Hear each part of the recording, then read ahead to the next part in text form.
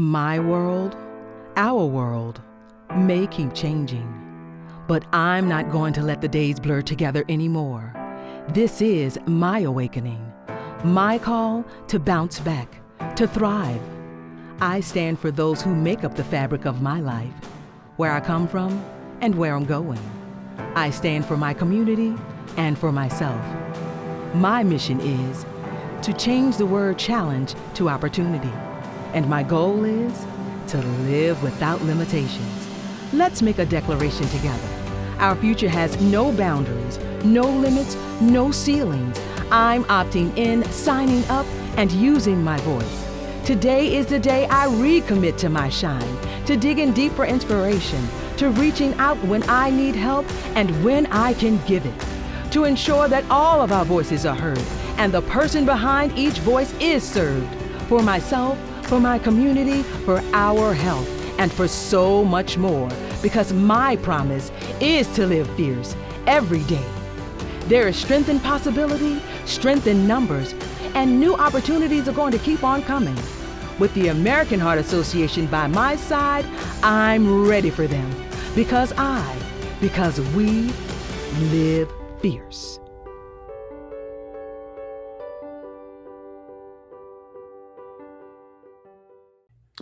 Hello to all the Fierce Heart Challenge participants. My name is Tom Dashbach, and I am honored to be your chairman for this year's event on May 26th. Thank you all for spending the past 4 weeks taking the challenge to get heart healthy and help support the American Heart Association. Hope you all had a chance to check out the Activity Tracker app and begin a new routine of more activity and healthy eating this month. Also, thank you to all our amazing fitness studios who are hosting complimentary classes across the community today to help us all get moving. Wherever you are today, make sure to take some time to get and stay active and keep your heart happy. Stay active and engaged for your heart.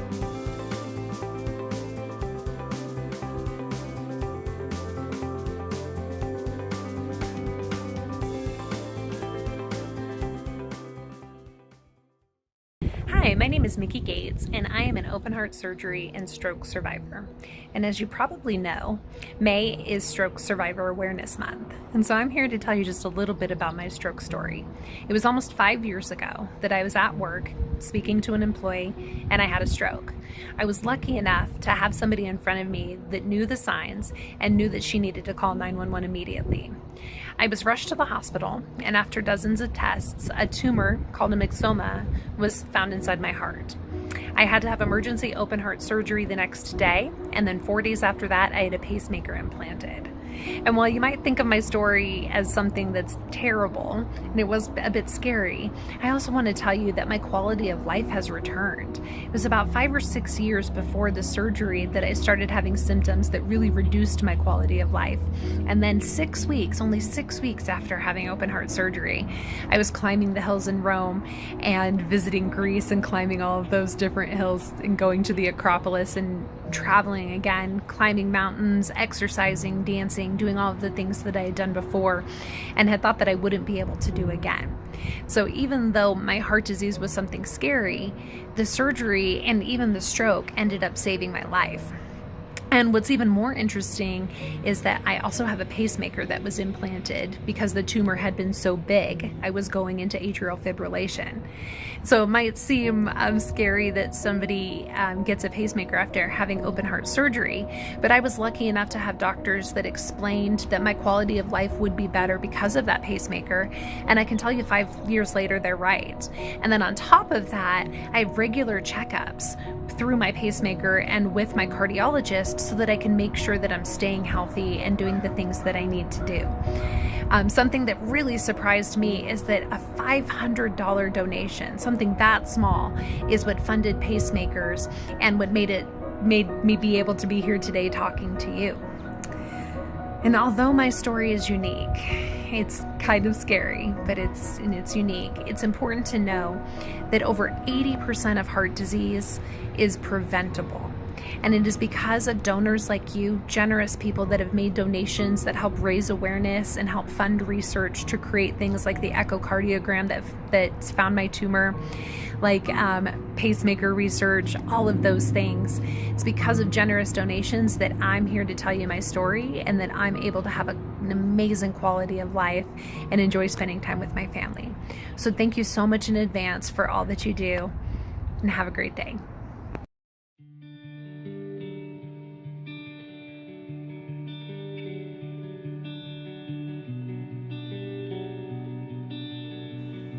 Hi, this is Dr. David Greenberg speaking. I'm going to spend some time today talking as a representative of the American Heart Association about how we can do the right thing to reduce the risks of coronary artery disease and to help people do the right thing to improve their cardiovascular health. The American Heart Association has a program that's called Life Simple 7. It's a great program that talks about heart disease and talks about the risks of developing heart disease and what you can do to try and help that out. And that is the main reason that we're going to be hearing me today. However, I'm going to start with a little bit of a lecture on cardiac risk factors for coronary artery disease. There are 5 cardiac risk factors, 4 of which you can do something about, 1 of which is a gift and you can't do anything about. And so if we start, the very first risk factor for the development of coronary heart disease is smoking. Anything you can do to not do that would reduce your cardiovascular risk. Diabetes is another strong risk factor for coronary heart disease. The 3rd risk factor is high blood pressure.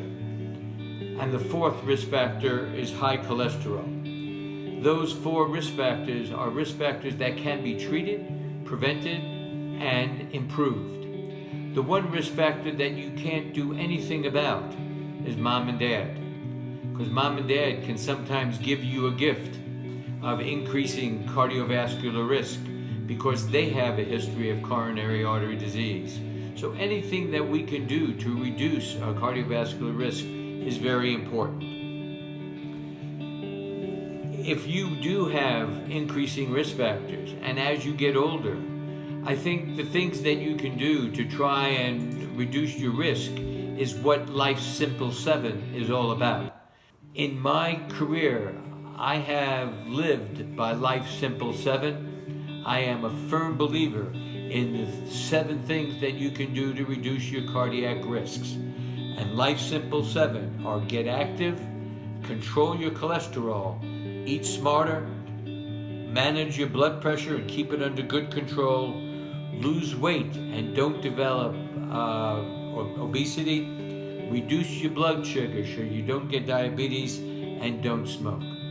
So this is my talk today, Life Simple 7 and reducing cardiovascular risk, and then doing the right testing on patients. If you think that you have disease, if you get chest pain, and if you have increasing risk factors, doing a treadmill stress test would be worthwhile. And the coronary calcium score is a newer test that looks at coronary calcium, and my calcium score came back much higher than I wanted it to be. The magic score is 0, and so any things you can do to try and reduce your risk and lowering your risk for heart disease is important. So thank you very much, and don't wait for tomorrow to start this. If you have pain and if you have symptoms, go immediately to your doctor and I explain the cardiac symptoms of heaviness in the chest. So thank you very much, and I look forward to seeing you in the future to help you out.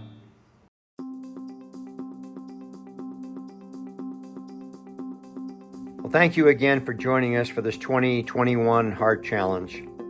We hope you will all see this as the start of a new personal challenge to make your health a priority. You're worth it, and we want you around for a long time. It's our time now to all live fierce. We've reached the finish line, but we hope you will all see this as a start of your own health journey. We can't wait to see you at our upcoming events. and to continue bringing the mission of the American Heart Association to Colorado Springs.